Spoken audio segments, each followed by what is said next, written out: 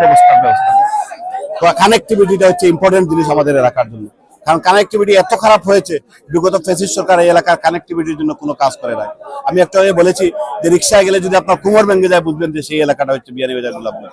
আমি বিশ্বাস করি আমার প্রথম কাজ হচ্ছে এই এলাকার মেজর যে রাস্তাগুলা সেগুলাকে পুনর্গঠন করা, নতুনভাবে তৈরি করা, 3টা ব্রিজ আছে সেই ব্রিজের কাজটুকু করা, পাশাপাশি একটা পাবলিক বিশ্ববিদ্যালয় তৈরি করা। কারণ শিক্ষার ক্ষেত্রে আমরা আমাদের যে ঐতিহ্য, বিশেষ করে গোলাপগঞ্জ এবং বিয়ানীবাজারের ঐতিহ্য আমরা অনেক উপরের দিকে সিভিল সার্ভেন্ট বলেন, আর্মির সার্ভেন্ট বলেন বা অন্যান্য জায়গায় বলেন আমাদের মানুষ ছিল, সেগুলো অনেক কমে যাচ্ছে। আমি বিশ্বাস করি এই শিক্ষা ব্যবস্থার উন্নয়নের জন্য একটা পাবলিক বিশ্ববিদ্যালয় তথা কিছু কারিগরি বিশ্ববিদ্যালয় দরকার।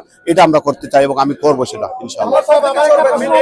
আপনি তৃণমূল থেকে উঠে আসা জাতীয়তাবাদী একজন ছাত্রদল থেকে নেতৃত্ব দেয়া, এবং আপনার নেতৃত্বে আমরা যতটুকু দেখেছি সমসাময়িক হিসেবে যে সিলেট নয় সারা বাংলাদেশের একটা উন্নয়নের যে একটা ভিশন আপনার রয়েছে, বিএনপির মিশনারি নেতা তারেক সাহেবের মতো সেই মিশনারি নিয়ে আপনি যদি নির্বাচিত অথবা দলের নমিনেশন পান, তাহলে সেই মিশন পরিপূর্ণ করতে আপনি কতটুকু সচেষ্ট হবেন বলে কথা দিতে পারেন আপনার সিলেট 6 বিয়ানীবাজার এবং গোলাপগঞ্জের আসনের মানুষদের? ধন্যবাদ। মিশন আমি ইতিমধ্যেই বিগত 5ই আগস্ট পরে বর্তমান সরকার ক্ষমতায় আসার পরে আমি প্রশাসনের সাথে বিভিন্নভাবে যোগাযোগ করে ইতিমধ্যেই কাজ শুরু করে দিয়েছি। বিয়ানীবাজার গোলাপগঞ্জের বেশ কয়েকটা বড় বড় রাস্তাগুলো আমি প্রজেক্ট করেছি, আমি পার্সু করেছি, আমি দাবি দেওয়া দিয়েছি এবং তারা করেছে এবং অনেকগুলো কাজ হচ্ছে, ছোট ছোট কিছু কাজ হচ্ছে, মসজিদ মাদ্রাসার কাজ হচ্ছে। আমি বিশ্বাস করি ইনশাআল্লাহ আমার নেতা তারেক রহমান যদি আমাকে মূল্যায়িত করেন, এই এলাকার মানুষের যতগুলো সমস্যা আছে, আর আপনি সমস্যার সমাধান করতে হলে আগে জানতে হবে সমস্যাটা কি, তারপরে আপনি সমাধান করবেন। আমার সেই জানাটা আছে, কারণ আমি বিগত 22 বছর যাবৎ এই এলাকায় আমি কাজ করে যাচ্ছি। মানুষের কোন জায়গায় কোন সমস্যাটুকু আছে আমার জানা আছে, কারণ সেটা সমস্যা সমাধান করা আমার কাছে অত্যন্ত কঠিন হবে না, আমি করতে পারবো। এবং সেই বিষয়টা আমার নেতা তারেক রহমানের যে 31 দফা, সেই 31 দফার আলোকে বাংলাদেশকে, যেমন আমার তারেক রহমান বলেছেন ফার্মার্সদেরকে ফার্মার্স কার্ড দিবেন, প্রত্যেককে একটা হেলথ কার্ড দিবেন, প্রত্যেক নাগরিককে সুযোগ সুবিধার জন্য, শিক্ষা ব্যবস্থার জন্য শিক্ষা ব্যবস্থাটাকে উন্মুক্ত করে দিবেন এবং তাদেরকে বিনা বেতনে শিক্ষার ব্যবস্থা করে দিবেন। এইসব ব্যাপার গেলা নিয়ে আমি যখন জনগণের কাছে যাই অনেক সাড়া পাই এবং আমি দৃঢ় বিশ্বাস ইনশাআল্লাহ আমার নেতা তারেক রহমানের সেই স্বপ্নটুকু আমি বাস্তবায়ন করতে পারবো।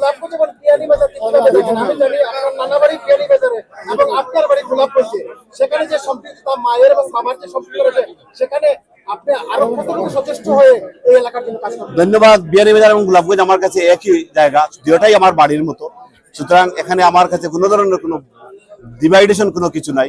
কারণ বিয়ানীবাজার এবং গোলাপগঞ্জ দুটাই আমার বাড়ি। আমার নানার বাড়ি বিয়ানীবাজার, আমার বাড়িও গোলাপগঞ্জ। আমার দাদির বাড়ি হচ্ছে বিয়ানীবাজার, আমার নানির বাড়ি হচ্ছে বিয়ানীবাজার।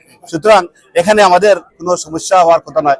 এই এলাকার আমি ছোটবেলা থেকে যেহেতু এই এলাকায় আমি বড় হয়েছি, বেড়ে উঠেছি, আমার জানা আছে এই এলাকার সমস্যা কিভাবে কি আছে, এগুলো সমাধানের জন্য আমার কোনো লেখ পেতে হবে না, শুধু আমার নেতার সমর্থন।